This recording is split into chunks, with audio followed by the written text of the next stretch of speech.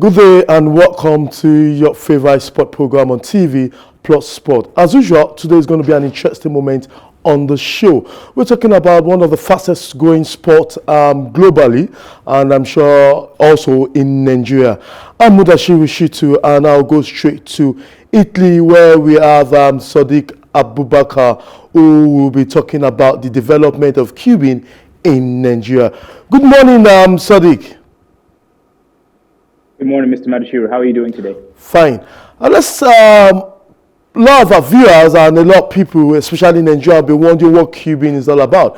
We all know cubing is a sport that has to do with mentality, the strength of your mentality and how to really develop your mentality. Some say it's relating to chess. But you've been one of the great promoter of this sport, and you're ensuring that just like football or any other sport going in Nigeria, cubing should also be mentioned. So though we know that it's not yet an Olympic sport, and we've not seen so many African countries involved in this sport, from your own drive and from your own purpose of growing this sport, what can you tell us about cubing? Right. So cubing is the act of solving the Rubik's Cube, which is the best-selling puzzle, in the fastest time as you can. So we call it speed solving, and it's a very, very popular thing. Again, it has been the most popular puzzle since it got released by Erno Rubik, and it continues to grow over time as more people become aware of it and people go viral on social media for solving it as fast as they possibly can. And there are competitions you could go to as well. Most of the competitions happen across different countries in Europe, Asia, South America, Oceania, and also North America. It's still a growing thing in Africa, which is why I'm here as one of the promoters to try and push it out there, because it is something that, again, especially for the youth, it helps develop the mind, the concentration, the focus, and the drive. So by promoting it, it engages these students in activities that are beneficial for the mind and for themselves. So what should interest a non-interest person, I mean, so a layman, what should interest you? What should bring you closer to cubing? Just seeing the cube itself. I'm sure you have the cube with you over there. Just seeing the cube itself. What do you think should interest someone to the cube? Well, I mean, whenever I go out, whether it's just shopping with my parents or by myself, or I go to visit someone, everyone is just baffled by the Rubik's Cube, because the first question they ask is, can you solve it? It is something that, it can be a cool party trick, but generally speaking, when you're learning the Rubik's Cube, it is very, very formulaic. Like most of the things that happen in the world, it goes step by step, and it is a challenge. So when you're learning how to do it, if you want to challenge yourself, if you want to do something that's really, really nice, impressive, and also challenges the mind to develop in a way that doesn't do so well in the classroom, then the Rubik's Cube is a perfect manner because it teaches patience. One needs to learn the steps either through YouTube or through a personal friend who knows how to solve it, or they can even try and do it themselves. I know about 3 teachers and 2 students who have developed their own method, which is a little bit more challenging, but it is a lot more fulfilling when you create your own method. Now, when you actually solve the Rubik's Cube, you can just solve it the basic way, just normal layer by layer, the beginner's method.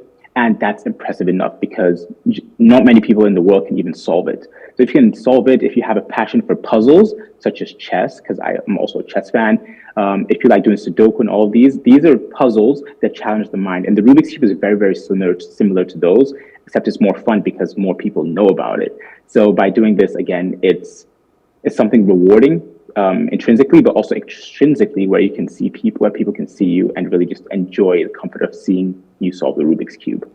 So now let me take you back to memory lane and tell us how Sadiq Abubakar came across the sport cubing.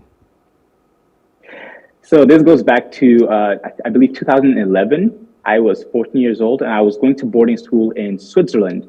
So I had just moved from one school and then I ended up in that one, and I saw a student with a Rubik's Cube. So naturally I was like, oh, can you solve it? And he said he couldn't.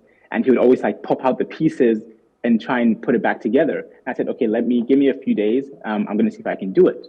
And I couldn't do it. But while walking around with the Rubik's Cube, there was my geography teacher and my math teacher who would just take it during the break time and just, after a few minutes, it would be solved. And then I'd ask them how they did it. And they would say, oh, well, can't tell you the secret. And then there were multiple students who also did the same thing where they'd just go and solve it. Fortunately, I found someone in my classroom who knew how to solve the Rubik's Cube, and he said he was willing to teach me. So he taught me whenever I'd meet him during free time, during our school trips and whatnot. And I got so into it that I started researching on YouTube the potentials of the Rubik's Cube. And that's where I found a competition video where I could see people solving it as fast as I can. And that's where I knew about Felix Zemdegs, who is considered the greatest Rubik's Cube solver of all time. He's broken so many world records, and he's from Australia. And that really just got me into learning how to solve it even quicker. So from then on, it was just about memorizing more algorithms that would make it more efficient for me to solve it in the quickest way possible in the shortest amount of time. And that's the act of speed cubing. So you can see in some of the videos, that's where I go to the competition and I just do it. Some of the solves end up going well, some of the solves don't, but that's all part of it. And you get to meet people at these competitions who are very, very passionate, the same as you in solving the Rubik's Cube, and just meeting others who are very similar minded. Okay, interesting. And some said we have the report that I don't know how true that is. That's why I'm asking you that. How true is it that you have some kind of mentality? You have to have a certain gift or a certain talent. Some say you have to be a genius before you have be into Rubik cubing. Some said you have to have a very good knowledge of physics, mathematics. Is there a condition in terms of talent before you be good in the Rubik cubing? Right. When it initially came out, there were no tutorials. Absolutely none. There was no YouTube. There was no media like it was. Maybe you'd have one or two books, which not many people could find. So back then, that's when like my geography and my math teacher, they had to develop their own method because it was so popular and everyone was carrying one that they also got hooked on it, and their mindset allowed them to create their own methods. However, now in today's age, everything is just online. So if you want to learn it, there are Instagram videos, there are YouTube videos, there are Google PDFs that you can just go and learn. You don't have to be a genius. I certainly am not. And all it does is it takes patience, because you need to have the patience to sit down and focus yourself. So I've taught about 11 people how to solve the Rubik's Cube, and 2 of them attended competitions. And I'm teaching some more people, and I'm hoping to have a classroom where I can be teaching others how to solve the Rubik's Cube free of charge, just so I could promote the act of speed cubing in Nigeria. And you certainly don't have to be a genius. It's just a fun activity if you're looking for a challenge. It could take you anywhere from 1 day, depending on your dedication, to a week to a month, depending on how often you practice. But it's definitely something that anyone can do. Okay, definitely something anyone can do. But in that regard, in your promotion of the sport in the country, what do you think are the foreseeable challenges, or what are you going through in your effort to ensure that cubing is being well promoted in the country? Again, cubing is a growing sport in Nigeria. Not many people know about it. They know of the Rubik's Cube, but they don't know the act of going to competitions and speed solving, etc. So while reaching out to a lot of these venues, it's very difficult because they don't see the benefit. So obviously we need to phrase it and promote it in a way that can show that it's beneficial for the students. So we know the benefits as students, where it builds that dedication and that drive, and it's towards something that's seen in a good light. It's a puzzle, it's a challenge, it's something interesting. However, there is challenge for them reaching back out sometimes. Miss Kemi, who is the junior delegate of Nigeria, is based in Lagos. So a lot of the competitions happen in Lagos. So the Lagos Open, which happened around, I believe, June last year, and the Nigerian Championships, which happened a couple of months ago, were both held in Lagos. So I'm trying to do it in Abuja because those are generally the 2 safest places. So that's where the competitions would most likely be held. Now, if Nigeria were a little bit safer in other areas, and more populous as well, then it would be beneficial to host competitions in other areas, because there are a lot of cubers who are from the north and they can't, for some reason, transport all the way down to Lagos because of costs or because of any other reasons that they may be facing to go to a competition. So by hosting one in Abuja, I'm trying to make it more accessible to the people who are large in quantity but just don't have the access. And that's what we're just trying to promote. Slowly by slowly, we're trying to bring people from different parts of the nation together to participate in this activity and really bring it to life. South Africa has done this incredibly well, and Nigeria generally has huge potential in Africa, whether it comes to their economics, infrastructure, whether it's the increase in tech. And by just making other ways for Nigeria to be put into the limelight of Africa is what we all want to do, and that's what we all strive to achieve.